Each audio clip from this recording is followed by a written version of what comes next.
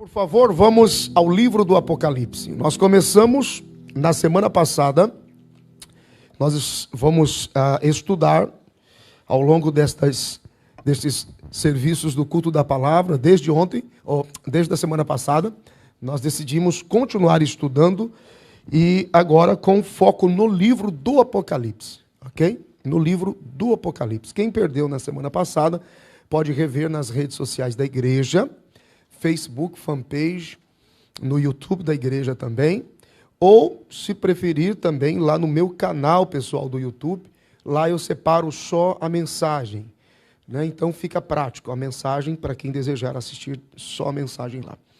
Livro do Apocalipse, nós começamos a estudar na semana passada, e estamos trazendo uma linha devocional, sem comprometer a revelação do livro em particular, mas também sem a especulação das interpretações e de correr o risco de ficar criando além do que a Bíblia nos dá. Então, eu acredito que a gente vai conseguir caminhar bem, vai ficar bem interessante. Eu estava observando alguns comentários, especialmente no meu canal, que tem muita gente que passa por ali assistindo, e existem algumas linhas muito perigosas escatológicas que estão ganhando luz, que estão ganhando muita visibilidade nesse tempo. Então, à medida que o Senhor vai nos orientando, nós vamos também combatendo essas linhas que vão distorcendo, vão dissimulando, vão tentando confundir aquilo que a gente tem como esperança, que é a volta do Senhor Jesus. Então vamos lá, vou pedir ali ao pastor Jefferson, que está nos dando apoio com os textos bíblicos. Então nós vamos ler, eu quero ler novamente os versículos de 1 a 4, que foi onde nós paramos na semana passada, e aí sim, eu vou retomar no versículo 5, ok? Livro do Apocalipse, capítulo de número 1, versículo de número 1 até o 4, que foi onde nós paramos na semana passada.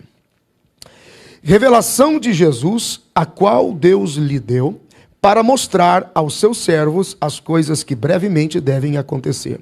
E pelo seu anjo as enviou e as notificou a João, seu servo. Deixa eu só fazer uma alerta, gente.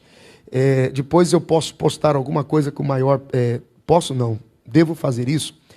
Todas as pessoas que têm versão NVI, ok? Versão NVI, que também é conhecida como a versão da linguagem de hoje. Existem mais de 64 mil versículos que foram retirados dessa Bíblia e milhares que foram cortados, foram mudados, e hoje, infelizmente, os mesmos editores têm um compromisso não fiel na propagação desse conteúdo. O Arthur, meu filho, gostava muito da versão, porque ela é uma versão agradável. E aí, então, quando conferimos a versão que nós temos com base no original e as últimas edições da NVI, foi assustadora a forma com que eles tiraram a verdade da cruz, do sangue de Jesus, até a questão do pecado ou da profanação como um todo, do corpo, da atitude, da prática, excluindo várias coisas importantes da Bíblia. Então, se em algum momento você tem essa versão e você está lendo um texto que ficou limitado pela metade, que você não consegue, enfim, você me aciona para a gente tentar corrigir. A versão que eu uso é uma versão das mais próximas do original, de 1860. Então, eu gosto de ler essa versão, que é a fiel, de João Ferreira de Almeida, trinitariana, de 1860, ok? Então, se alguém tiver... Tanto é que nós trocamos a Bíblia do meu filho, para comparação, ele ficou até chateado. Poxa, pai, não acredito que eu estava lendo um negócio que me tirou tanta coisa boa. Olha isso aqui, pai. Né? E ele espontaneamente tem se dedicado para estudar a Bíblia, então ele está descobrindo muita coisa. Mas, enfim, vamos lá. Não se assuste, não vai comprometer, mas se tiver dificuldade, pergunta para a gente. Versículo 2. O qual testificou da palavra de Deus e do testemunho de Jesus Cristo e de tudo o que tem visto. Bem-aventurado aquele que lê e os que ouvem as palavras desta profecia e guardam as coisas que nela estão escritas, porque o tempo está próximo. João, às 7 igrejas que estão na Ásia, graça e paz, seja convosco da parte daquele que é, que era e que há de vir, e dos 7 Espíritos que estão diante do seu trono. Amém? Na semana passada nós comentamos até o versículo de número 4 e destacamos alguns pontos importantes. Por exemplo, no versículo 1 destacamos a expressão a revelação de Jesus Cristo. E isso é exatamente o que João quer que a gente entenda e que Cristo desejou que fosse entendido. Ele está dizendo, eu não quero ficar oculto, eu não quero ser confuso, eu não quero me tornar complexo, eu quero me revelar, eu quero me mostrar às pessoas, eu quero que as pessoas entendam. Então, lançou-se uma áurea de complexidade sobre o livro do Apocalipse. Alguns se tornaram especialistas e aqueles que se tornaram especialistas ganharam o crédito de uma super capacidade de entendimento dos mistérios do Apocalipse e, na verdade, mais ocultaram a graça de Jesus nos evangelhos. Pastor Jefferson, o senhor está conseguindo a projeção? Beleza. Filho, confirma para mim, está saindo online a projeção dos versículos? Tá, né? Perfeito. Ok. Então, muita gente, na verdade, mais complicou, né? Conversou-se demais e falou-se de menos. Porque nem sempre, quando a gente conversa muito, fala alguma coisa. Então, a revelação de Jesus, ele está dizendo, eu quero me mostrar. Eu quero que me conheçam e quero que saibam o que aconteceu. A quem? A todos os seus discípulos. Versículo de número 3, nós destacamos sobre a leitura, o ler e o ouvir. Então, de alguma forma, João está dizendo, leia, preste atenção e guarde, e que isso se torne frequente, para que você entenda sobre as coisas do fim. E no versículo de número 4, o que sobressaiu, pelo menos 2 momentos, na semana passada, foi a primeira parte onde diz graça e paz, que não é só uma saudação gentil ou bem organizada, denominacionalizada, mas na verdade alguém aqui no Apocalipse que é fiel testemunha, que é aquele que está no trono, nesse momento aqui, ele está dizendo, eu estou cheio de graça e eu estou cheio de paz, como se ele tivesse de alguma forma dizendo assim, ó, vai ficar tudo bem. Tenham graça e tenham paz. E aí então, os 7 espíritos aqui, que finaliza o versículo de número 4, é as 7 manifestações sobrenaturais do mesmo Espírito, que é o Espírito de Deus. Operou em Jesus e está liberado sobre a igreja. Então, esses são pontos de destaques da semana passada. Versículo de número 5, então, por favor. E da parte de Jesus Cristo, ok? Verso 5, que é a fiel testemunha. Segundo, o primogênito dentre os mortos. Terceiro, o príncipe dos reis da terra. Ponto.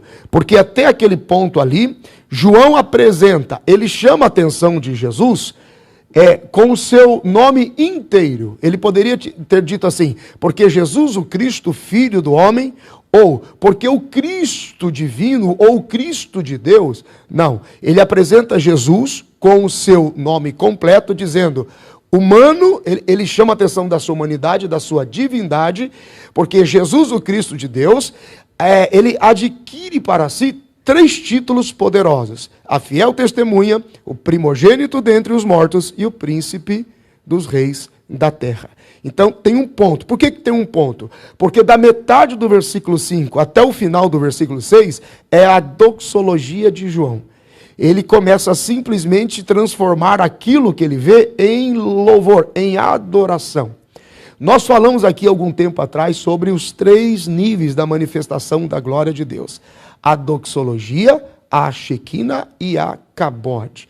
A doxologia é a glória que a gente canta, a Shekinah é quando aquilo que a gente canta, a gente começa a ver, e a Kabod é quando aquilo que a gente canta e começa a ver nos outros, toma a nossa própria vida como um todo. É a manifestação do peso da glória de Deus, aonde nada mais importa. Somente a presença da glória dele. A Kabod é a glória, é o peso, é quando você começa a ver as coisas que não existem tomando forma, é o ambiente do milagre.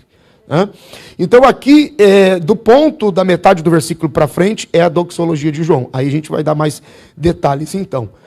No versículo 5, ele chama a atenção para o Jesus Cristo, chamando a atenção quanto à sua humanidade e à sua divindade.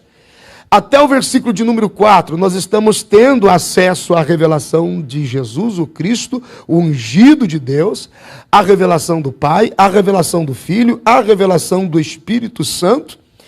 Aqui na visão de João, dos versos 1 a 4, e agora ganhando força no 5, ele os vê, cada um na sua posição, cada um no seu lugar, porém ele faz uma ordem, sendo Jesus a segunda pessoa da divindade, ele apresenta Jesus em terceiro.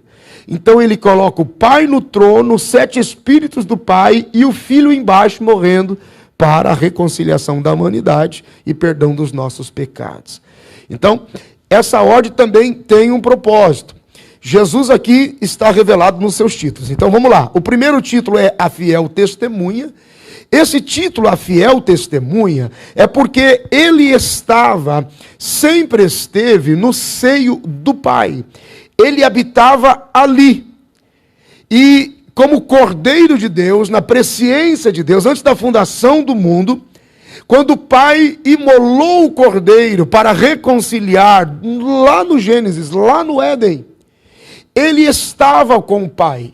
Então, desde tudo que o Pai pensou, desejou, criou, projetou na sua mente até os últimos dias, ele é a fiel testemunha. Nós temos alguns textos aqui bíblicos que vale a pena considerar. Olha o Evangelho de João no capítulo 17. Dá uma olhadinha, vamos aproveitar o nosso culto da palavra para estudar a palavra de Deus. João capítulo de número 17, nos versículos 4 e 5, são palavras de Jesus. O capítulo 17 é uma espécie de prestação de contas. É ele conversando com o Pai, dizendo, bom, já que agora é esse o caminho é Jerusalém, o caminho é a cruz, o caminho é a morte, está chegando o dia de completar o propósito. Então, Jesus tem uma conversa com o Pai sobre algumas coisas que ele vai pontuando, é um diálogo. E ele chega ao ponto de dizer o seguinte, versículos 4 e 5, eu glorifiquei-te na terra, tendo consumado a obra que me deste a fazer. E agora, glorifica-me tu, ó Pai, junto de ti mesmo, como aquela glória que tinha contigo antes que o mundo existisse. Ele, como fiel testemunha, guardava esse mistério de Deus, esse mistério que estava oculto por todo o tempo em que Deus esperava que o mistério escondido de Deus fosse revelado ao mundo. O mistério escondido de Deus é a igreja. Então, Cristo, como fiel testemunha, ele não foi, mesmo sendo filho, e até mesmo como filho, ele não foi poupado, e Deus o entregou por todos nós. Quando João, no Apocalipse, ele vê e começa a fazer sentido para ele, ele olha e diz, esse é Jesus, o Cristo, a fiel testemunha. Então, João, de alguma forma, ele entende que enquanto tudo estava sendo processado através do Filho, na presença do Pai, toda a eternidade estava sendo consumado nele como fiel testemunha do Pai. João está vendo, ele está reconhecendo isso, ele entende que tudo que o Pai pensou num ambiente de eternidade.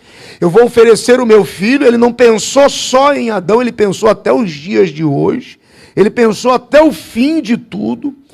Então, João, nós vamos ver com mais detalhes lá na frente, ele está vendo o Apocalipse num ambiente de eternidade. Ele recebe a autorização para entender a visão num ambiente de eternidade. Então, tudo que João está falando, tem hora que você percebe que ele fala de algo presente, mas ao mesmo tempo ele está falando de algo passado, ou em algum momento o que ele está dizendo parece algo futuro. Percebe? Porque ele está vendo tudo num ambiente de eternidade. Então, quando ele diz assim, ele vem, ele fala num momento presente, mas ele está vendo algo em relação ao futuro. Então, ele está dando garantia, dizendo, ele vem, que é o caso do versículo 7, quando a gente chegar lá, mesmo eu antecipando. Então, ele diz assim, ele vem com as nuvens. Por quê? Porque no instante presente da visão, João o via vivo junto dele. Então ele diz assim, é verdade, ele vem. Só que ele vê em ambiente futuro e todo olho o verá. Então a visão está acontecendo em 3 tempos. Por isso, gente, que nós não podemos nos prender ao nosso tempo presente de Cronos, tempo presente de passado, presente e futuro do homem, para entender o Apocalipse e dizer, é assim e acabou. Não.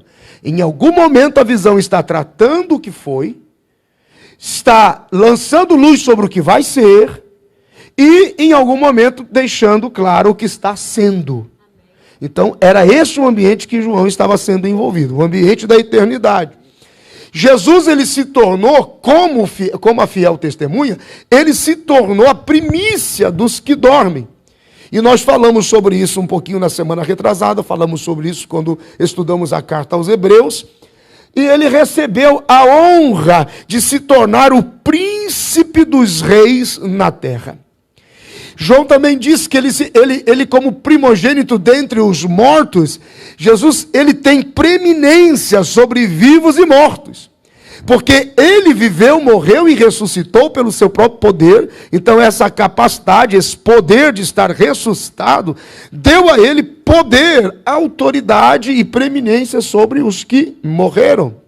Quando Paulo escreve aos Colossenses, no capítulo de número 1, e no versículo de número 18, a Bíblia diz, e vale a pena esse destaque, porque é assim que então ele tornou-se o primogênito dentre os mortos. Colossenses, capítulo de número 1, versículo 18. Ele é a cabeça do corpo da igreja. É o princípio e o primogênito dentre os mortos, para que em tudo tenha preeminência. Quer dizer, a autoridade dele é uma autoridade sobre vivos e é uma autoridade sobre os mortos. Como fiel testemunha, como tendo autoridade e primogenitura dentre os mortos, e recebendo também a autoridade como rei sobre os príncipes da terra. Quando João menciona esses príncipes da terra, ele está possivelmente, porque é muito próximo isso, trazendo à memória o Salmo de número 89. Quando você lê os Salmos de número 89, no versículo 27, a Bíblia diz assim, ó, Salmo 89, versículo 27, também o farei meu primogênito, e será, muitas vezes, será mais elevado do que os reis da terra. Então João está dizendo, este é o Jesus Cristo, que viveu como homem divino de Deus, mistério de Deus, porque ele é o corpo da igreja, fiel testemunho, primogênito dentre os mortos e príncipe dos reis da terra. Bendito seja o nome do Senhor. Então João está dizendo, tudo que o Pai desejou, tudo que o Pai programou, tudo que o Pai estabeleceu pelo seu poder, por sua vontade, pelo seu querer, pelo seu efetuar, toda a promessa de Deus se cumpriu em Jesus, a quem todas as coisas e tudo estão sujeitos. Bendito seja o nome do Senhor, a Ele seja glória para sempre. Aleluia! Tudo está nele, por Ele, para a glória dEle. Em Cristo está toda a manifestação do amor de Deus, toda a expressão do amor de Deus. E eu gosto muito de um texto, quando Pedro escreve, na primeira epístola de Pedro, no capítulo de número 1, primeira epístola de Pedro, no capítulo de número 1, e no versículo de número 18, e também no versículo de número 19, sabendo que não foi com coisas corruptíveis, como prata ou ouro, que fostes resgatados da vossa vã maneira de viver, que por tradição recebestes dos vossos pais, mas com o precioso sangue de Cristo, como de um cordeiro imaculado e incontaminado. Vamos ver até o 20, ó. O qual, na verdade, em outro tempo foi conhecido ainda antes da fundação do mundo, mas manifestado nestes últimos tempos por amor de vós. Bendito seja o nome do Senhor. E foi essa manifestação de amor que nos tirou o pecado. E eu estava conversando ontem com meu filho Arthur. Posso falar, filho, do que você compartilhou com o pai? E ele trouxe algo muito interessante depois do período de oração dele, está aí meditando na palavra de Deus. E ele disse assim: pai, o amor de Deus é extraordinário, porque o amor é assim, ele tudo suporta. Então, quanto maior o seu sacrifício e a sua disposição para suportar, maior vai ser a durabilidade desse amor, maior vai ser a extensão desse amor.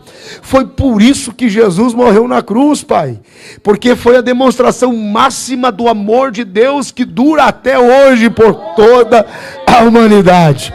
Esse negócio, olha, é bem perigoso. Não, porque eu amo você. E de repente esquece, não perdoa, abandona, joga para o canto, né? Acusa, passa por cima. Abandona. Não, isso nunca foi amor. Havia um jogo de interesse.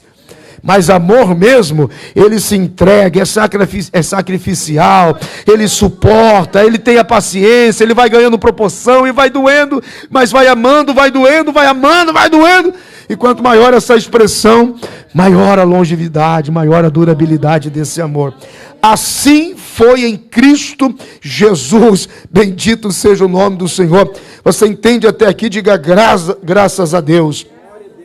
Aí agora eu quero enumerar para vocês como que se estabeleceu essa ordem, porque ele é a segunda pessoa dessa expressão divina do Pai, do Deus Pai, Filho, Espírito Santo. Então, ele está numa ordem diferente. Veja, primeiro nós temos a manifestação do trono de glória do Pai. Olha o versículo de número 4. Veja lá, versículo de número 4. Qual é a primeira coisa que na ordem da revelação de João aparece? Graça e paz seja convosco da parte daquele que era e que há de vir, e dos seus 7 espíritos que estão diante do seu trono. Então João, a primeira coisa que João vê na visão, essa é a revelação de Jesus, mas eu vejo um trono. Ok? Essa é a revelação de Jesus, eu vejo um trono cheio de graça e paz, e os 7 espíritos que estão diante desse trono. Então eu vejo aquele que é o Pai, o Deus Todo-Poderoso, sobre o trono, e o seu Espírito. Então ele vê o trono. Segundo, ele vê no lugar santo, ele observa os 7 espíritos. Olha o final do verso de número 4, dá uma olhadinha lá. Ele diz assim, ó: e eu vi, e dos 7 espíritos que estão diante do seu trono. Esses 7 espíritos é o Espírito Santo, na sua plenitude, na manifestação das suas 7 ações que operaram em Cristo. E que agora apontam para Jesus. Então, no versículo 5, ele diz: da parte de Jesus, fiel testemunha, primogênito dentre os mortos, o príncipe da terra. E aí, quando ele começa a doxologia do versículo 6, que é o louvor, ele olha, vê o trono, os 7 espíritos, e ele entende a fiel testemunha, o que foi primogênito entre os mortos, e o que é o príncipe acima dos reis da terra, e se tornará rei dos reis, senhor dos senhores, no desenrolar da visão. Ele começa a cantar. Então é doxologia a partir da metade do versículo 5. Aquele que nos amou e em seu sangue nos lavou dos nossos pecados. Então ali, ó, nos lavou dos nossos pecados. Ele coloca Cristo na base de toda a estrutura do propósito de Deus, dizendo: e assim ele consumou a vontade de Deus, nos lavando de todos os pecados. E a doxologia vai, isso aqui que é interessante, dá uma olhadinha, ó. Metade do versículo 5.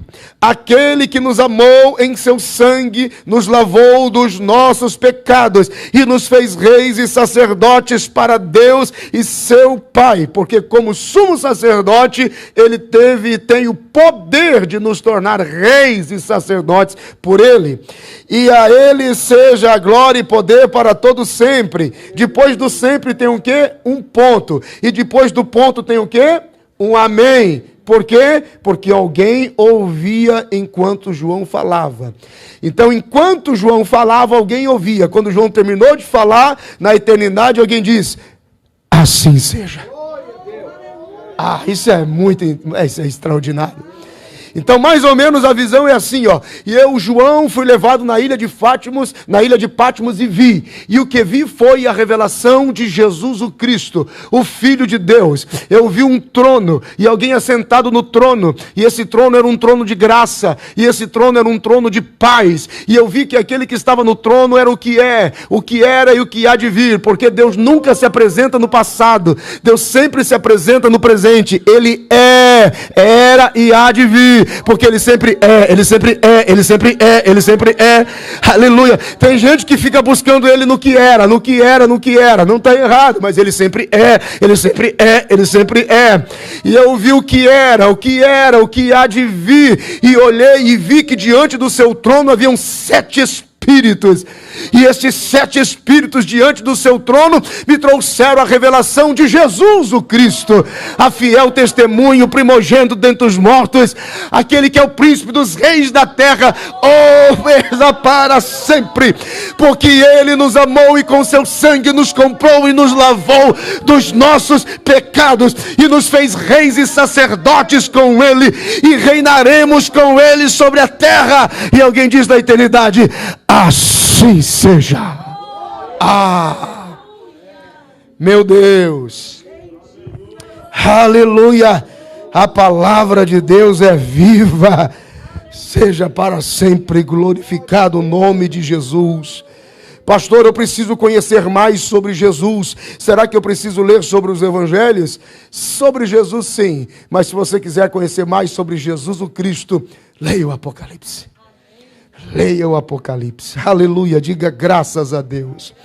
Bom, já lhes adiantei então, que da metade do versículo 5 até o versículo de número 6, nós temos o que chamamos de a doxologia de João.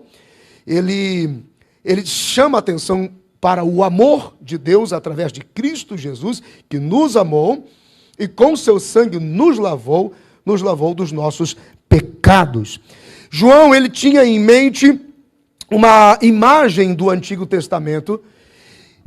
Como eu disse a vocês, já vou lançar luz sobre isso. João está vendo tudo no ambiente da eternidade.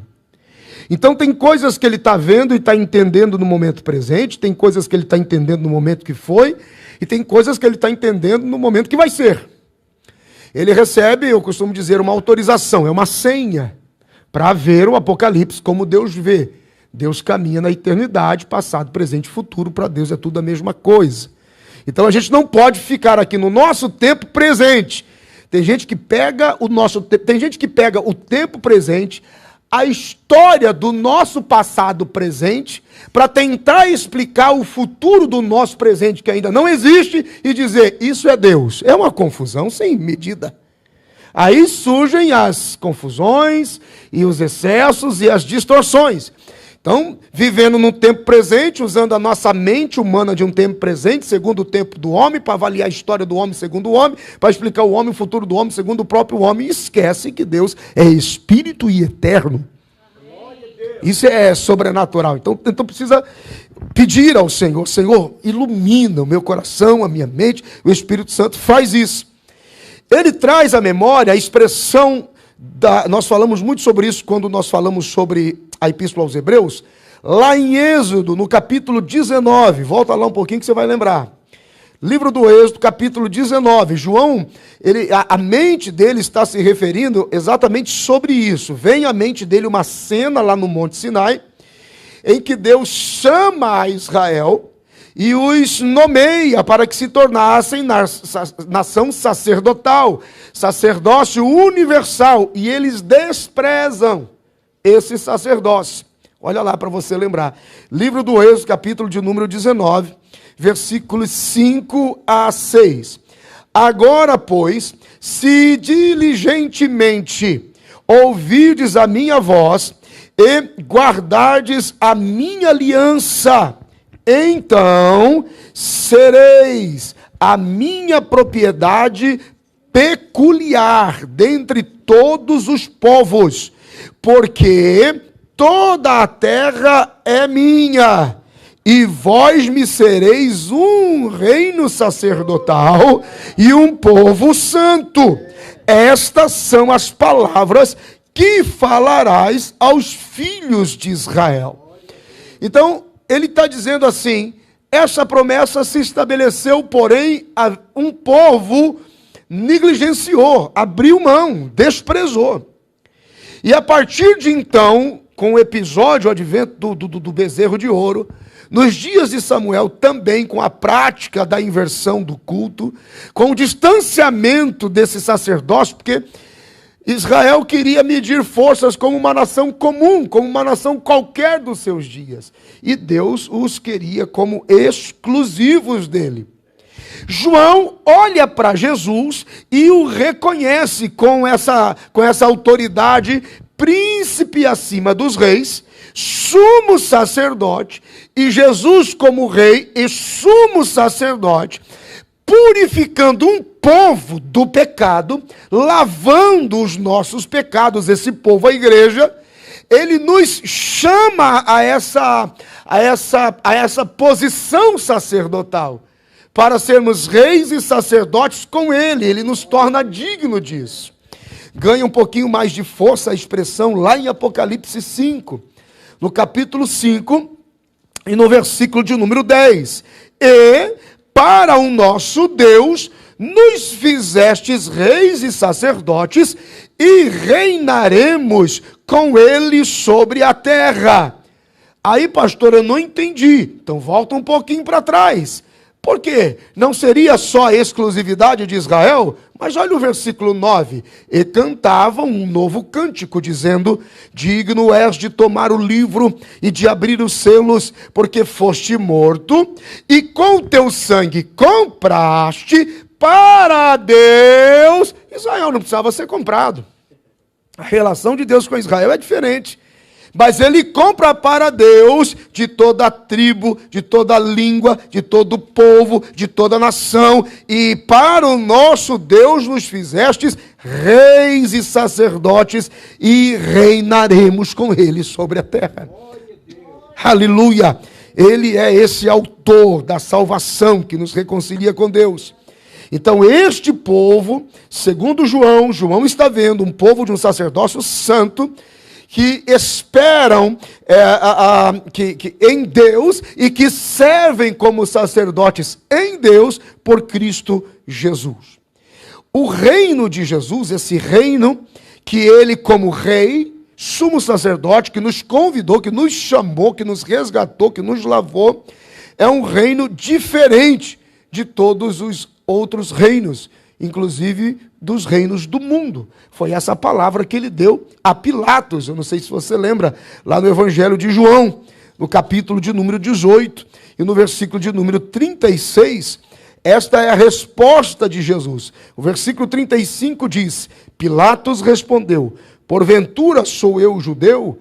A tua nação e os principais sacerdotes entregaram-te a mim. Que fizeste? E então Jesus disse: o meu reino não é deste mundo.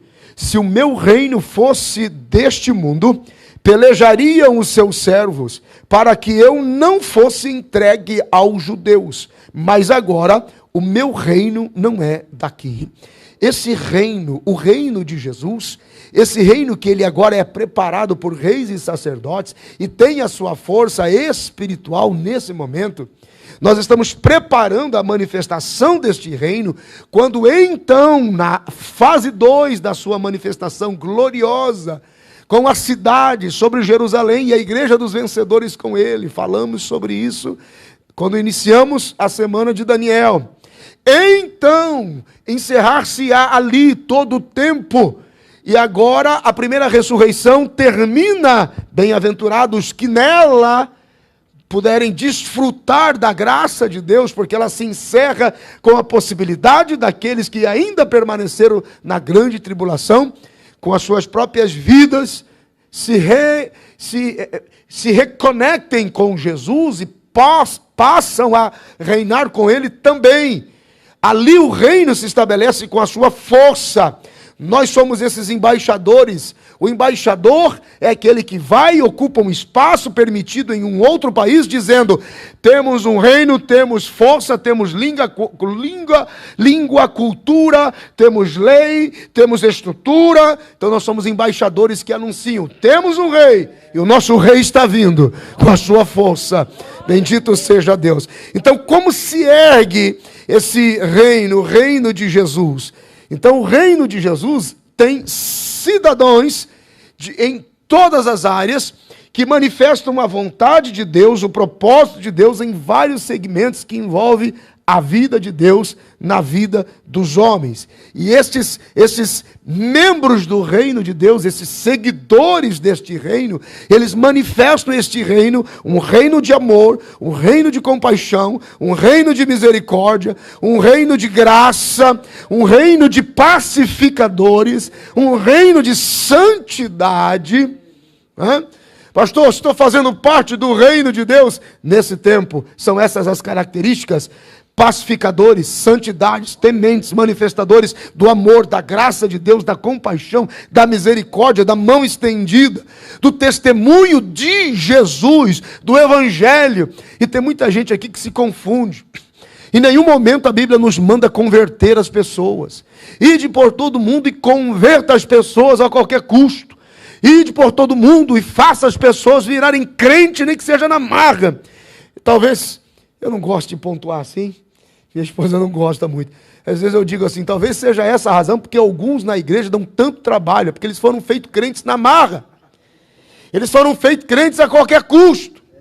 Obrigado por pai, ameaçado por esposo, ameaçado por esposa, sei lá, constrangido, jogaram dentro do tanque, deram um banho, chamaram de batismo, porque são infrutíferos. Não produzem efeito algum no corpo. Percebe? Por isso que a Bíblia diz que nós não convertemos as pessoas, mas anunciamos o evangelho a tempo e a fora de tempo. Se vai ouvir, se vai crer, se vai abrir o coração, se vai descansar em Deus e dizer eu aceito, é outra coisa. O Espírito Santo é o que convence. O homem tem a sua mente muitas vezes cego no entendimento do mundo. Então, se ele está disposto, se ele tem fome, eu preciso de ajuda, entra uma série de processos. O que a gente não pode é jamais deixar de falar. Na oportunidade, falar. Ô meu amigo, aproveitando que a gente tem 5 minutinhos aqui, você sabia que Jesus te ama? Você sabia que existe um plano de salvação para a sua vida? Você sabia que diante de tudo que você está vendo aí, existe um projeto de Deus, uma vontade de Deus que está ativa e nem todo mundo conhece? Não, eu não acredito, isso não diz respeito a mim. Não tem problema, mas já te avisei, ok? Deus te abençoe e te guarde. Que o Senhor fale com você e te ajude. E toca teu barco, irmão. Não, mas nós vamos ter que fazer aquilo se converter a qualquer custo, a qualquer forma, de qualquer maneira. Existem casos e casos. Claro que existem aqueles que fazem as campanhas pelos que amam. Pedem ao Senhor, buscam, jejuam, fazem as suas campanhas. Não tem problema. Agora, nós não fomos chamados para converter as pessoas, mas é a nossa obrigação falar constantemente. O Senhor te ama, há um plano de Deus para a sua vida, tem um plano de salvação, você está inserido, o amor de Deus revelado na cruz diz respeito a você, diz respeito à sua casa. Chega lá no trabalho, na companhia, alguma coisa, atribulado, agitado, nervoso, problema em casa. Calma, meu amigo, Deus te ama, vai ficar tudo bem. Eu não sei o que te falaram, mas você é sim filho de Deus. Ele te ama, Ele é pai. Ainda que a sua mentalidade seja de criatura, não dá para explicar agora, mas Ele te vê como filho. E na mente de Deus você já deu certo, vamos vencer esse dia, vai dar tudo certo, vai ficar tudo bem. O que a gente não pode deixar de falar. Entrar mudo e sair calado, sem dar um sinalzinho do amor de Deus, isso não. Agora, o que vai acontecer depois, a semente plantada, o trabalhar do Espírito, a pessoa refletindo, né? Às vezes, quando nós enfrentamos dificuldades em casa, família, filhos, queremos a qualquer custo que os filhos entendam. Não se preocupe, vai semeando a palavra. Amém, meu filho. Deus te abençoe. Estamos orando por você. Vai dar tudo certo. Você está em paz? É o que você quer para o seu coração? Amém, meu filho. Deus te abençoe. Olha, um conselho talvez não seria tão bom, mas Vou orar por você, Deus te abençoe, essa é a tua casa, esse é o teu lugar, você tem uma família, nós te amamos, você nunca vai estar sozinho, você tem um lugar para voltar, se você precisa ir, fica tranquilo, quando você retornar nós estaremos aqui, porque nós amamos você, o nosso amor por você suporta, o nosso amor por você tem expressão, tem tamanho, tem largura, vai mais longe do que você imagina, aleluia, você está entendendo isso? Diga graças a Deus. Todos os cidadãos desse reino são cidadãos pacificadores, que amam a verdade, o testemunho de Jesus, que têm as mãos estendidas para os necessitados, que se importam com aqueles que são menos favorecidos, que estão marginalizados, que estão expostos, que se importam com aqueles que estão sozinhos, que têm testemunho, um testemunho de graça, um testemunho de vida nova, de vida abundante. Esse é o testemunho de Jesus, diga graças a Deus. No Evangelho de Jesus Cristo, lá no capítulo de 2 Mateus, Mateus, capítulo de número 6, e o versículo de número 10, é a oração de todos, é a oração mater, né, é a oração máxima de todos os cidadãos do reino de Jesus.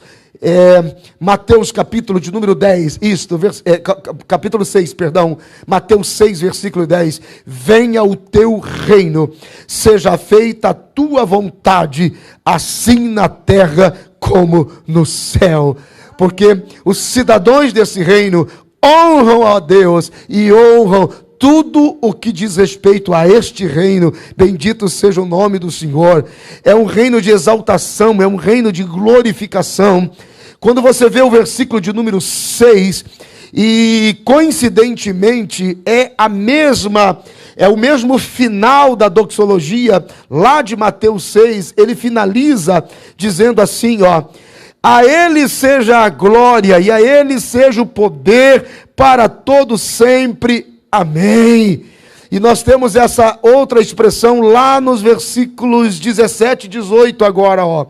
E eu, quando vi, caí em seus pés como morto, e ele pôs sobre mim a sua destra, dizendo: não temas, eu sou o primeiro e o último, o que vivo e fui morto, mas eis aqui estou vivo para todo sempre, e tenho as chaves da morte e do inferno. Bendito seja o nome do Senhor. Jesus é o nosso sumo sacerdote, e ele nos fez reis e sacerdotes com ele. Diga graças a Deus. Sem deixar ainda com maior complexidade, porque já falamos sobre isso, quando ministrei na epístola, toda a epístola aos Hebreus, que está nos canais da igreja e no meu canal também, essa ordem sacerdotal, e isso aqui é bastante interessante, Jesus nos fez reis e sacerdotes nele, por ele, através dele, pelo seu poder. E este sacerdócio por Jesus tem a sua raiz sacerdotal na ordem de Melquisedeque. E esse sacerdócio é um sacerdócio diferente. E é um sacerdócio que tem o objetivo de ministrar até os dias de hoje. Não só para esse tempo, como continuar ministrando por toda a eternidade. Quando ele diz amém, lá no final do versículo 6, e ele diz também amém, lá no final do versículo 7, existe uma concordância, e essa concordância aqui é do próprio Senhor Jesus, é a fiel testemunha aqui. Então o Senhor está dizendo, é assim que se estabeleceu, porque eu venci, eu os gerei. E o sacerdócio universal que deveria repousar sobre Israel, agora repousa sobre a igreja. Eu citei lá atrás em Gênesis, a primeira expressão de Gênesis, eu quero que você olhe agora o capítulo 19 do Êxodo, perdão. Eu citei lá atrás uma expressão do Êxodo 19, chamando a atenção sobre os versículos 4, 5 e 6. Êxodo capítulo 19, especial atenção sobre 5 e 6. Temos uma segunda expressão que é importante ler. Quando nós lemos em Gênesis capítulo de número 12, Gênesis capítulo de número 12, versículos de 1 a 3. Vamos conectar esses textos a partir de agora, que é conhecido como a chamada de Abraão. Veja: ora, o Senhor disse a Abraão: sai da tua terra, da tua parentela e da casa do teu pai para a terra que eu te mostrarei, e far-te-ei uma grande e poderosa nação, e abençoar-te-ei e engrandecerei o teu nome. Tu serás uma bênção, e abençoarei os que te abençoarem, amaldiçoarei os que te amaldiçoarem, e em ti serão benditas todas as famílias da terra. Somados ao livro do Êxodo, capítulo 19, há um desprezo, e agora Israel diz exatamente: não quero, eu desprezo essa expressão universal como sacerdócio de Deus. O bezerro de ouro consolida isso. Quanto ao desprezo, a ordem de Melquisedeque agora ela é invocada. Por quê? Porque quando, às vezes, pastoralmente falando, quando a gente fala sobre isso, parece que nós estamos sendo redundantes, mas é bíblico.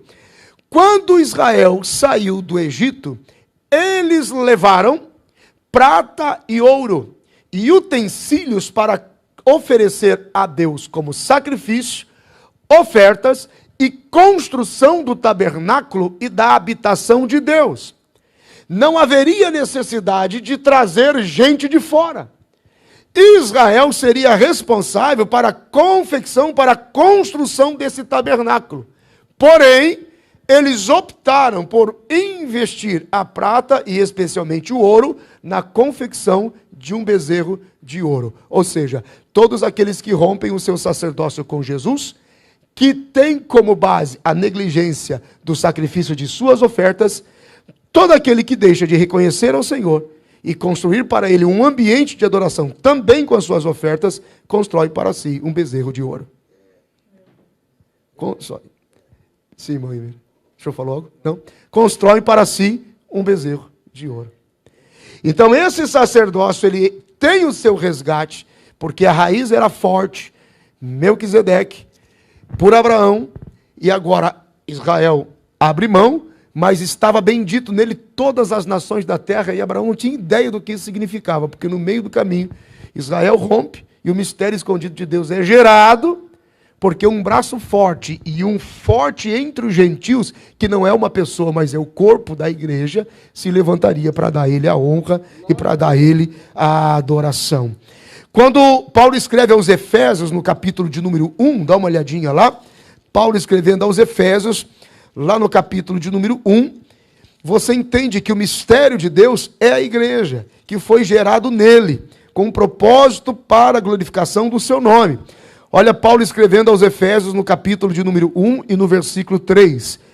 Efésios 1 e 3. Bendito Deus e Pai de nosso Senhor Jesus Cristo, o qual nos abençoou com todas as bênçãos espirituais nos lugares celestiais em Cristo. Quando eu digo aqui, algumas pessoas entram em choque. Então, Deus já nos abençoou. Então Deus não tem nenhuma outra bênção a mais para dar para ninguém. Deus já nos abençoou. A diferença é o quanto nós estamos longe de alcançar esta graça, de alcançar esta bênção, por conflitos no nosso relacionamento com Deus. É a mesma linha da oração. A oração não pode mudar Deus em nada. Porque Deus é imutável. Ele é o mesmo ontem, hoje e eternamente, e nele não há sombra de variação. A oração tem o poder de mudar a nós. Nós somos mudados. Então a oração é quando a gente chega ao ponto de dizer: quer saber de uma coisa, Senhor? Não precisa passar de mim esse cálice. Cumpra-se a tua vontade. Porque nós somos gerados nele, com um propósito. Então a oração inteligente não é: Senhor, faça a qualquer custo. A oração inteligente é: Senhor, leva os meus pés para os caminhos que o Senhor já preparou para mim. Leva a minha vida para o lugar onde o Senhor já estabeleceu para mim como filho, porque tudo que o Senhor faz é bom.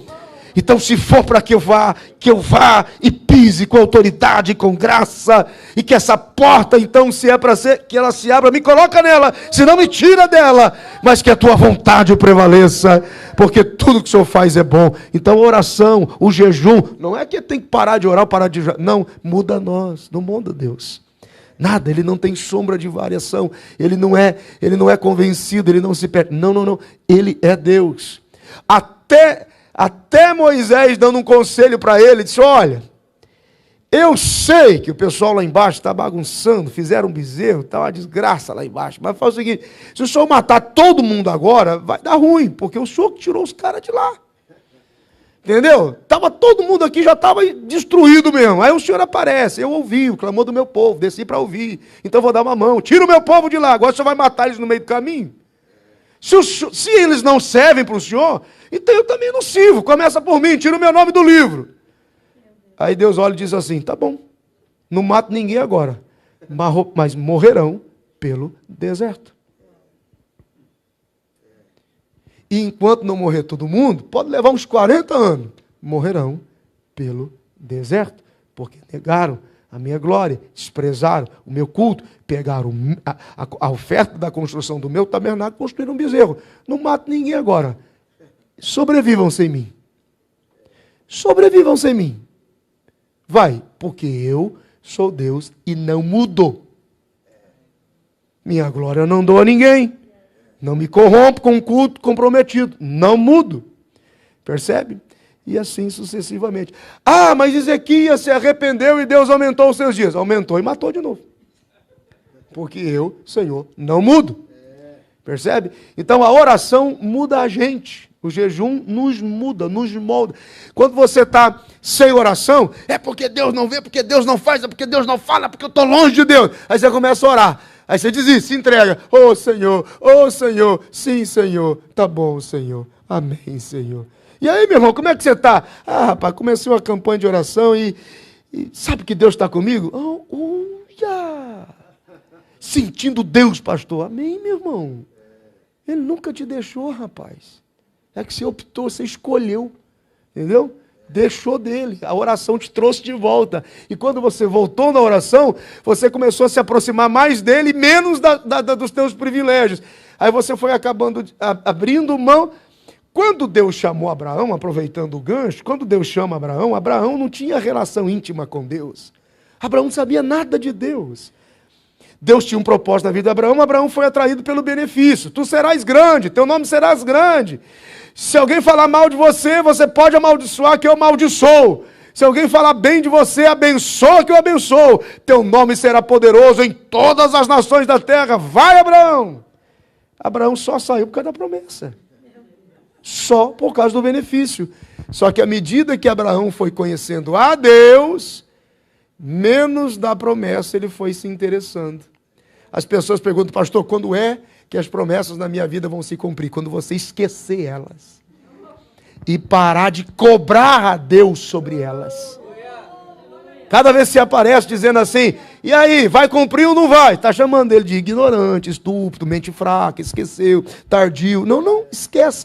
Quanto mais ele foi esquecendo da promessa e mais de Deus ele foi conhecendo, melhor o relacionamento. Ao ponto da prova final. Deus pega o ponto determinante de toda a promessa, que era o filho, e diz: entrega para mim. Vamos ver se você esqueceu completamente dos benefícios da promessa. Agora, pegou o filho, subiu um monte, pegou a madeira, pegou o cutelo, armou o sacrifício, botou o menino em cima, ergueu o cutelo e disse: para, homem, tu é doido, rapaz. Agora sei que és meu amigo e que confias em mim. Não faça nada, moço. Tenha aí um animal preparado para o sacrifício. Está tudo certo. Farei o pai de uma grande nação. Percebe? Este é o segredo. O Senhor te prometeu? Coloca lá nos pés do Senhor. Uma vez só, Pai, eu confio em Ti.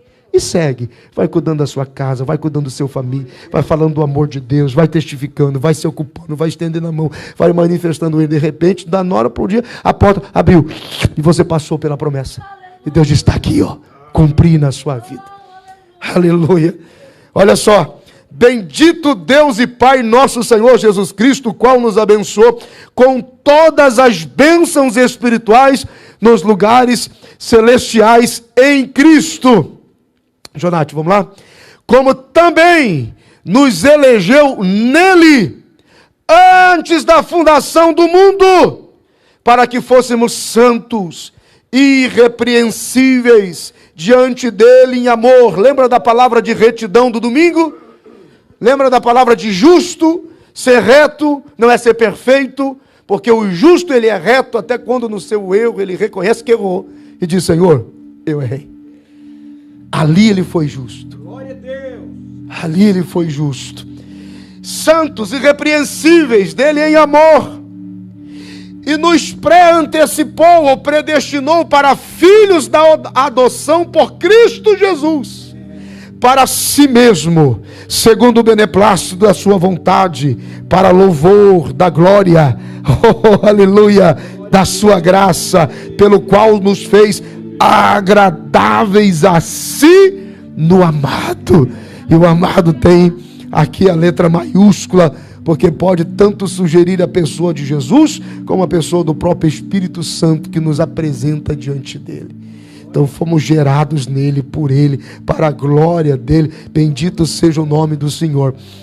E aí, quando Lúcifer, ele foi expulso do Éden celestial, e a sentença de Deus se estabeleceu sobre ele. Abre um pouquinho lá no livro do profeta Ezequiel, capítulo de número 31.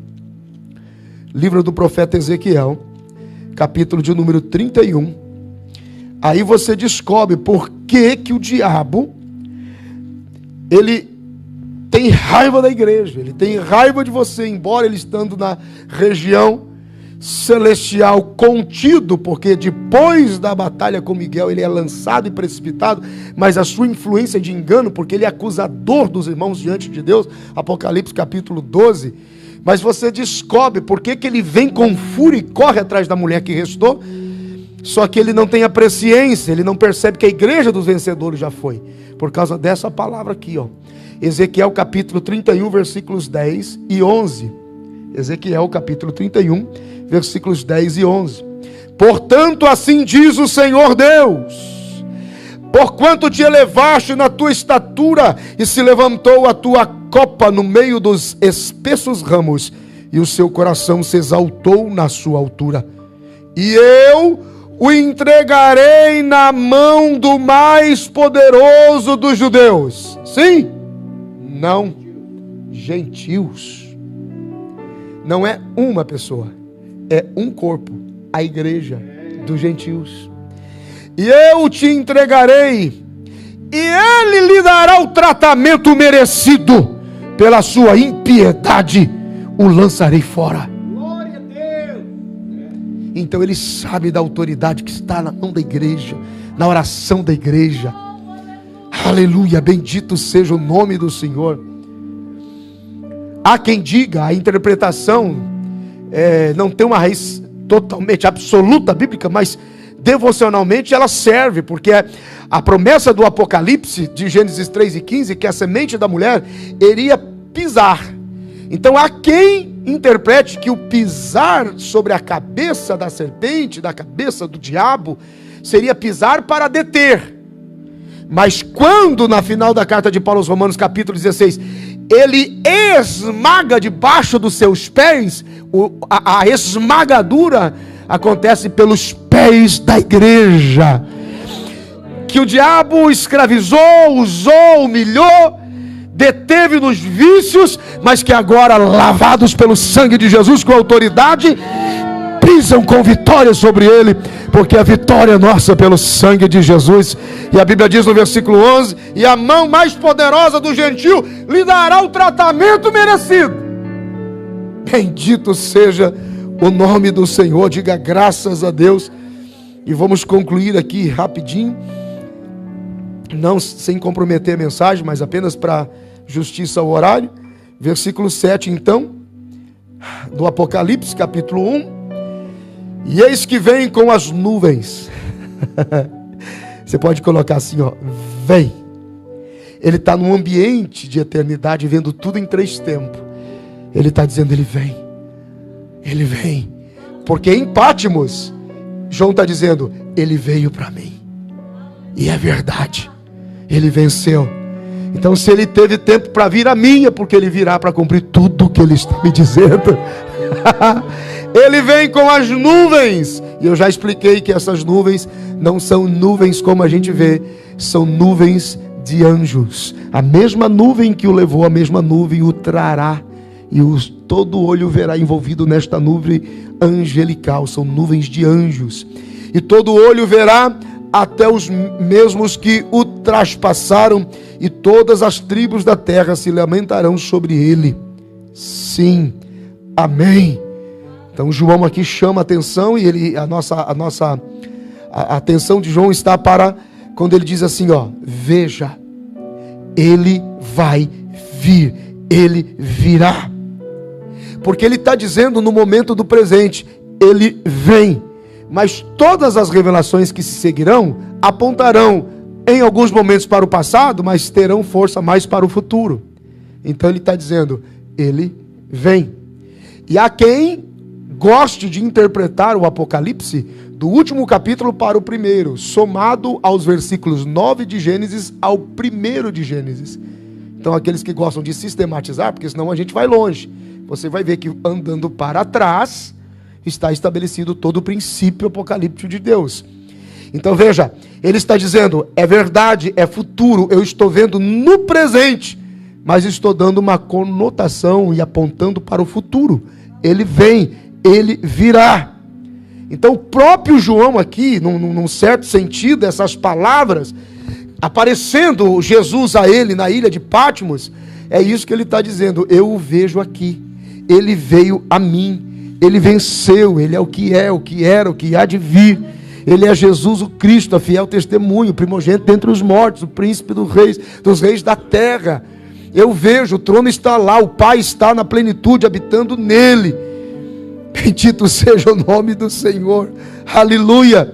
João está nos dizendo, a volta dele é real, ela é iminente, como o meu presente aqui na ilha de Pátimos. Na ilha de Pátimos, vocês podem esperá-lo. Vocês podem aguardá-lo, eu estou vendo, eu estou noticiando a vocês. Aleluia. O versículo 7, ele é diferente da expressão que nós temos quando lemos a respeito do todo olho que verá, o verá e a manifestação dele do rapto. Apocalipse 3 e 10. Tirando a igreja dos vencedores. Porque aqui no Apocalipse 7... se você retrocede então o Apocalipse de trás para frente, você tem o aparecimento glorioso, que é quando ele vem com a igreja no final dos 7 anos, que a grande tribulação vai se encerrando, e assim nós cremos, então a igreja vai se manifestar, a igreja dos vencedores com ele, nos ares, e todo olho o verá. Nós falamos sobre isso quase que intensamente nas classes das 70 semanas de Daniel, e eu começo então a concluir aqui. O rapto da igreja foi processado, as bodas do Cordeiro estão em andamento, já aconteceu o tribunal de Cristo, foi distribuído as coroas e os galardões para aqueles que venceram e trabalharam, servindo, venceram, suas coroas, a ceia do Senhor, o testemunho da fiel testemunha salpicada de sangue, e isso a igreja dará testemunho na eternidade, dizendo: levantai portais eternos e deixa entrar o Rei da Glória, o Senhor forte e poderoso, Deus poderoso na guerra, o Deus poderoso em batalha, que venceu. A igreja dá testemunho dele. Ele vai passar em revista a igreja, preparando a igreja para a batalha do Armagedon, e vai estar aqui na terra um tumulto, e ele virá para cessar com tudo isso. Bendito seja o nome do Senhor. Haverá um testemunho poderoso de toda a sua verdade, de todo o seu propósito. Estou tentando me organizar aqui no tempo. E então, versículo de número 8: eu sou o alfa e o ômega, o princípio e o fim, diz o Senhor, que é, que era e que há de vir, o Todo-Poderoso. E aqui eu destaco duas coisas. Primeiro, eu estou destacando sobre essa interação de João com aquele que fala com ele, e os tempos em que João recebe a sua resposta da visão. Eu sou o alfa e o ômega. Para João não fez muito sentido.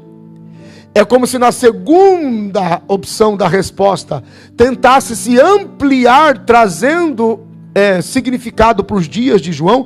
Eu sou o primeiro e o último, mas para João não estava fazendo muito sentido até então, porque João não conhecia tudo sobre o começo, não sabia nada sobre o fim. Então, quando João ouve no terceiro momento da resposta, eu sou o que é para onde eu chamei a atenção, porque Deus sempre se manifestará presente. O que o Senhor está fazendo? Eu sou o que sou. Mas aonde o Senhor está? Eu sou o que sou. Mas o Senhor não está vendo? Eu sou o que sou. O Senhor não está fazendo nada? Eu sou o que sou. Eu sou o que é, o que fui e o que vou ser. Eu sou Deus. Eu sou o que é. Deus sempre será o que é. Bendito seja o nome do Senhor. Jesus está ocupando o centro de tudo, mas João está vendo tudo em 3 tempos. Se nada mais no Apocalipse fosse escrito, as figuras, as batalhas, os selos, as trompetas, se nada mais no Apocalipse fosse escrito, e todo o livro do Apocalipse se resumisse aos versículos 1 a 8, nós teríamos tudo o que precisaríamos saber. Só bastaria crer que Jesus é o centro de tudo e de todas as coisas, e a Ele seja a glória para sempre. Em tudo nele há e sempre haverá preeminência. Porém, é importante termos em mente que há uma diferença entre o tempo presente e a eternidade. Na eternidade não há cansaço, não há fadiga, não há dor, não há morte. A eternidade ela se estabelece em 3 dimensões diferentes, no que era, no que é e no que há de vir, naquilo que vai ser. E todas as coisas no reino de Deus se movem nessas 3 dimensões, do que é, do que era e do que há de vir. Essa é a impressão que temos de João oscilar entre passado, presente e futuro. Não podemos nos abalizar pelo passado, presente e futuro dos homens. Não podemos. Porque passado, presente e futuro no mundo dos homens não cabe no presente da eternidade de Deus, que é a proporção de 1000 anos para um dia. Então não dá para a gente se organizar nesse tempo, com a história única desse tempo, e dizer, é assim, ou é assado, ou é assim que vai ser, porque eu, dentro do meu domínio de história, do meu tempo, posso dizer que Deus é, ou que Deus será, ou que Deus vai fazer. João recebe, e eu concluo aqui, a autorização de ver. Então o que era, o que é, o que há de vir, a partir do que é, porque Deus é sempre presente. Isso ganha uma proporção bem prática no capítulo 5, no versículo de número, Apocalipse capítulo 5, versículo de número 2. Eu vi um anjo forte bradando com grande voz, dizendo, quem é digno de abrir o livro, de desatar os seus selos? Ninguém no céu, nem na terra, nem debaixo da terra, podia abrir o livro ou olhar para ele, e por isso eu, João, chorava muito. Versículo 5, um dos anciões me diz, não chores, eis aqui o leão de Judá, a raiz de Davi, que venceu para abrir o livro e desatar os seus 7 selos. Veja que João está tendo a visão agora no capítulo 5, partindo do ponto de vista de cima. Então a resposta que ele tem, porque no capítulo 5 ele está tendo a visão de um que está no trono, porque vai se ampliando a visão do capítulo 1. Ele vê um livro escrito por dentro e por fora, selado com 7 selos. Ele tenta ter acesso, porque ele está podendo ler tudo na eternidade, mas ao livro ele não tem acesso. Ele entra em desespero, um forte anjo levanta e diz, aqui você não pode ler. E não é só você, não há ninguém digno, nem no céu, nem na terra, nem debaixo da terra, porque eles estão dando a João uma dimensão de céu para a terra. Mas nós temos que interpretar com João, nesse instante aqui, da terra para o céu. A mente de João está presa no que é, porque Deus sempre é, mas também no ambiente da eternidade, a mente dele viaja no que foi e no que vai ser. E na mente de João, qual é o registro de memória dele? Quando ele ouve, não há ninguém debaixo da terra, era verdade, porque Jesus havia ressuscitado. Então não tinha ninguém debaixo da terra digno de abrir o livro.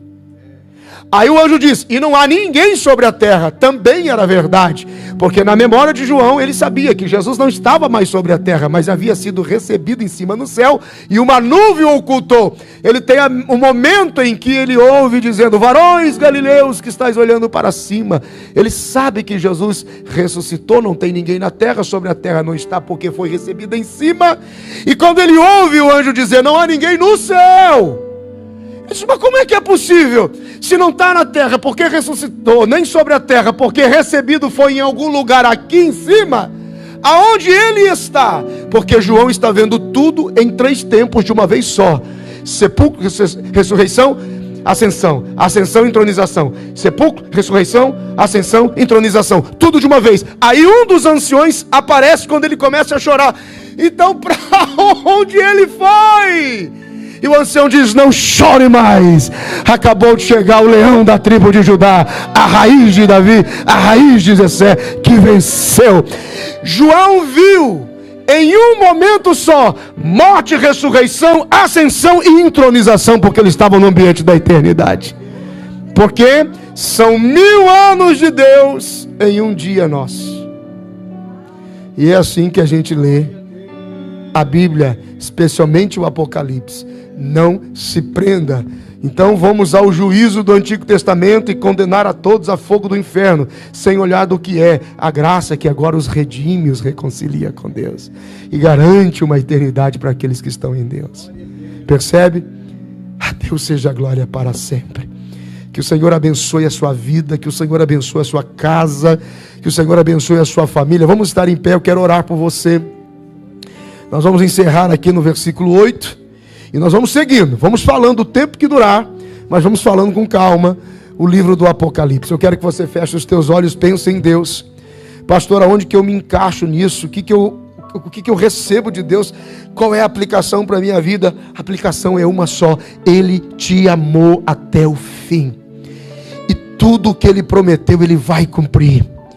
No final, tudo vai terminar bem. Ele te lavou dos pecados, te reconciliou com Deus. Ele te amou e te amou até o fim, não importa o que aconteça. Esse amor dura para todo sempre, a não ser que você não queira. Seja cheio deste amor e renove as suas esperanças nele. Renove as suas esperanças na palavra dele. Renove as suas esperanças naquilo que ele garantiu. Ele te amou, ele te gerou nele. Aleluia! Para a manifestação da sua glória. E já nos abençoou com toda sorte de bênção. Então a bênção de Deus que o teu corpo precisa, se estiver enfermo, receba agora no nome de Jesus. A bênção de Deus para a tua família, receba agora a reconciliação na tua casa. A bênção de Deus sobre os teus filhos, receba agora a graça, e que os teus filhos se encontrem com Deus e que vivam experiências sobrenaturais com Deus.